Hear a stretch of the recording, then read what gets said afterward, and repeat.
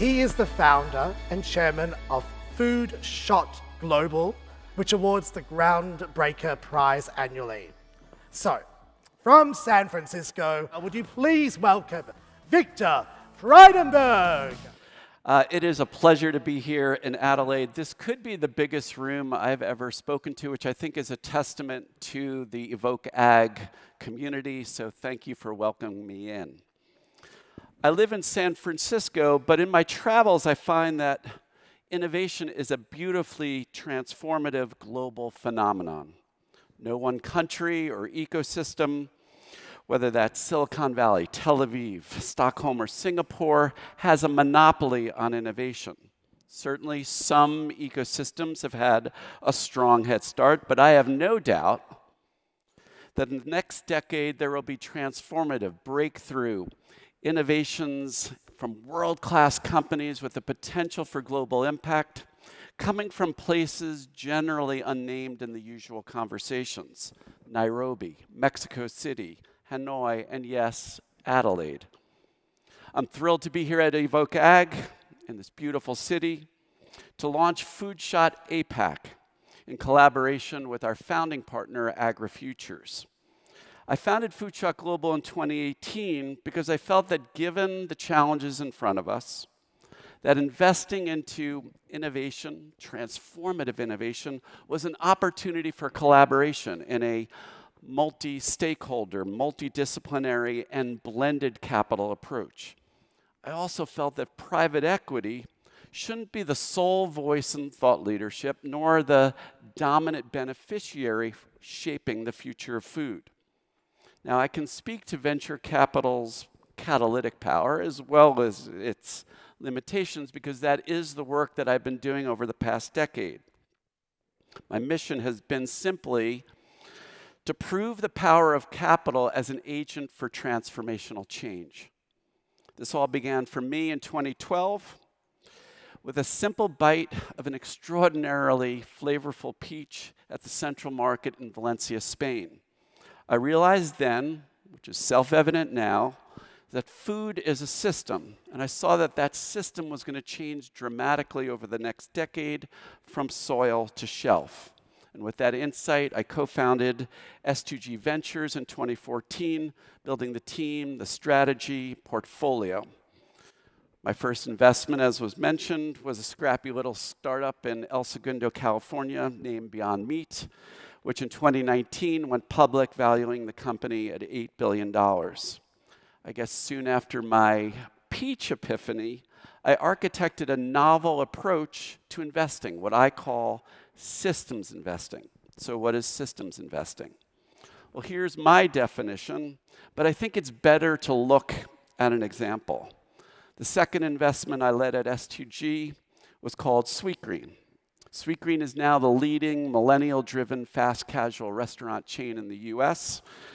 And in June of 2021, it went public, valuing it at $6 billion. Now, in 2014, when the investment was made, the rationale was pretty clear. While young and small, Sweetgreen had the DNA of a best-of-class company.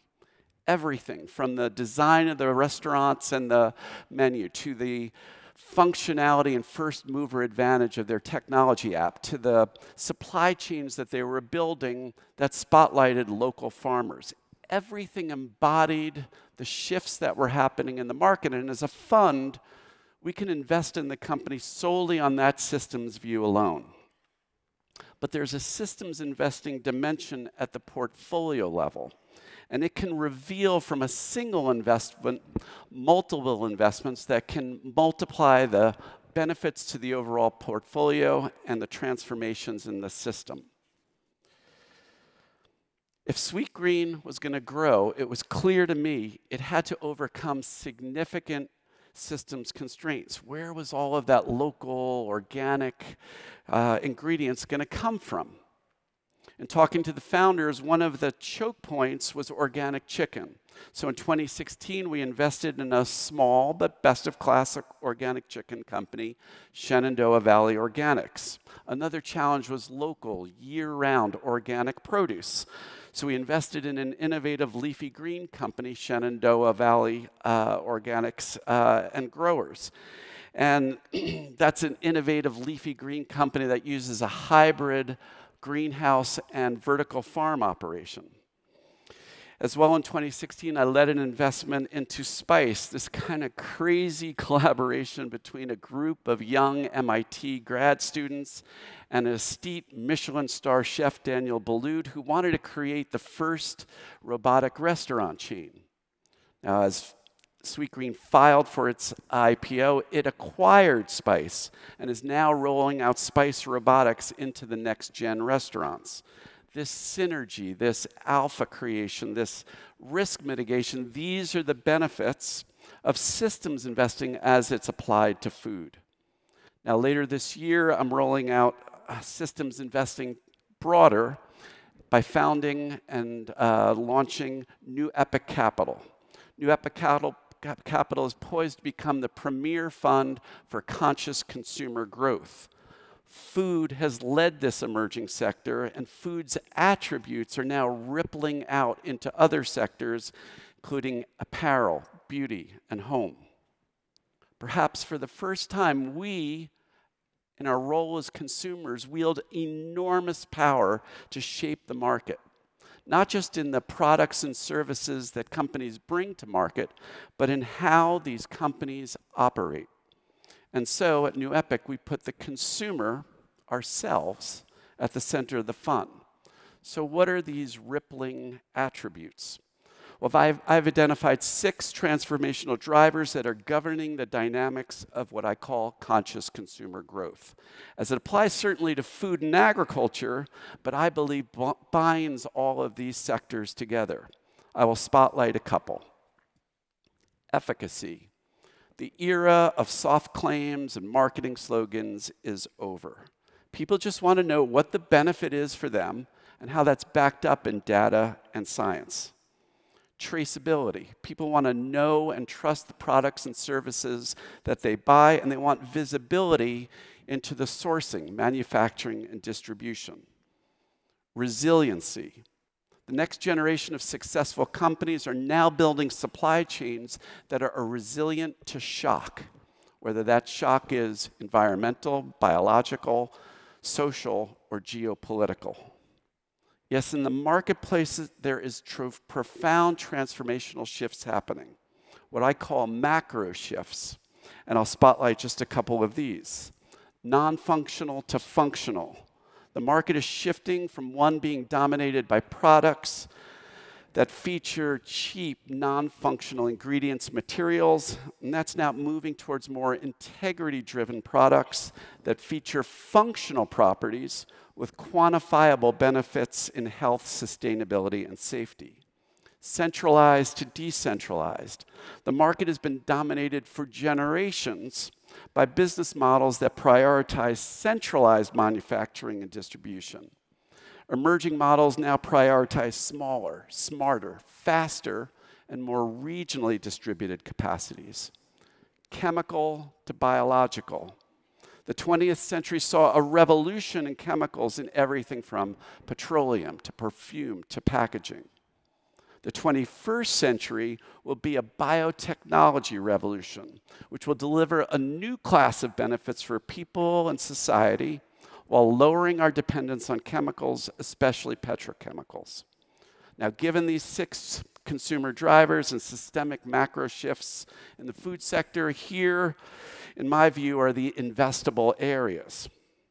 Of all of these areas, I'd like to focus on what's being called food as medicine. But first, I'd like to tell you briefly, if you'll indulge me, about a personal journey over the last 4 months that crystallized my views of food innovation and investment. On August 17th of this last year, I went to bed a seemingly healthy, wellness-minded person. I woke up on the 18th with a cascading set of serious symptoms. After 8 weeks of every imaginable test, the conditions that the doctors were previously considered life-altering ones like MS, ALS, autoimmune, even heavy metal poisoning. All of those, thankfully, were negative. Instead, all of this was being caused by an acute vitamin B12, vitamin D deficiency. The root cause of that deficiency, the meat-free diet I had been maintaining for decades. My vitamin levels got so low that it began to crash my neurological system. Now, as a champion of plant-based eating and meat alternatives globally, of which I still passionately am, the irony, of course, is not lost on me. My health journey made me think deeply about the relationship between food, nutrition, and health. I began to think about a global shift from food security to nutritional security, looking beyond securing calories and combating hunger, which of course still remain critical sustainable development goals. But in my evolving view, nutritional security will be the preeminent organizing principle for food and agricultural systems in the coming decade and will drive innovation of the entire system again from soil to shelf. It will revolutionize and integrate agricultural science, life science, carbon science, as well as the technology sectors. You will start hearing about not just genomics, but other omics, proteomics, metabolomics, lipidomics. You will start hearing about undesirable nutritional blockers in food like anti-nutrients, which are now starting to show up in meat alternatives, and free radicals. You will start caring not just about the nutritional levels of food, but its bioactivity levels. So let's look ahead. According to a 2018 Harvard study, in 2050, when the population is estimated to be 10 billion, nutritional levels of corn and wheat crops will drop materially with CO2 levels in the atmosphere that reach 550 parts per million. Here are the top lines from that report. Now, this report is not about climate change causing crop yield shortfalls and hunger. That will be a problem. This is climate changing the nutrition levels of the world's most prevalent stable crops and the debilitating effects that will have on vulnerable people, which I have learned as of late can be any one of us. By 2050, 1 in 3 Americans will have type 2 diabetes, 1 in 8 globally, with 29% of those here in APAC. A strong signal of intensifying nutritional insecurity. So how do we rethink and redesign a food system for nutritional security? The resulting food system would look and function very differently. I'll speak to some of these, but let's imagine. A system driven by nutrition per acre versus bushels per acre. A system that is built on our evolved scientific understanding of our gut microbiome and our health. Everything from brain health to longevity. We are, after all, a symbiotic species, and 50% of the DNA in our bodies is the DNA of other organisms, microorganisms. Let's imagine a system in which harvests can be timed to produce the greatest yield of nutrition instead of what we often have now. Premature harvests with lowered nutritional yields that are timed for transportation and logistics. Such a food system is not theoretical. There are world-class organizations and exciting startups now on the forefront of the food as medicine movement. I'll spotlight a few that I'm involved in. The Periodic Table of Food, a collaborative nonprofit using analytical chemistry, data processing, bioinformatics, and machine learning to unlock food's dark matter, the bioactive chemicals and metadata locked in 1,000 of the world's most consumed whole foods.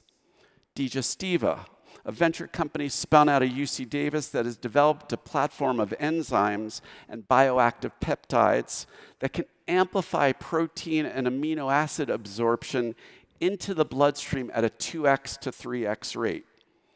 Brightseed, a bioscience company using AI to look at nature at a molecular level, discovering how plants affect our bodies and our minds, by identifying natural bioactive compounds and their health benefits, and turning that into next-generation healthy ingredients and formulations.